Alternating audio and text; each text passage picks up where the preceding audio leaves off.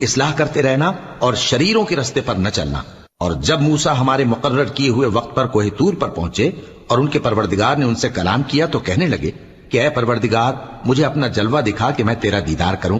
فرمایا کہ تم مجھے ہرگز نہ دیکھ سکو گے، ہاں پہاڑ کی طرف دیکھتے رہو، اگر یہ اپنی جگہ پر قائم رہا تو تم مجھ کو دیکھ سکو گے۔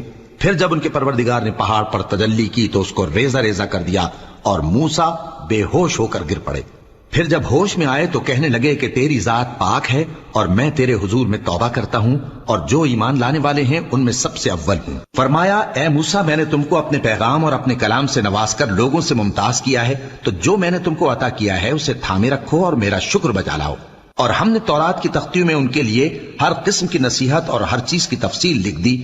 پھر ارشاد فرمایا کہ اسے مضبوطی سے تھامے رہو اور اپنی قوم سے بھی کہہ دو کہ ان باتوں پر بہت اچھی طرح عمل کریں۔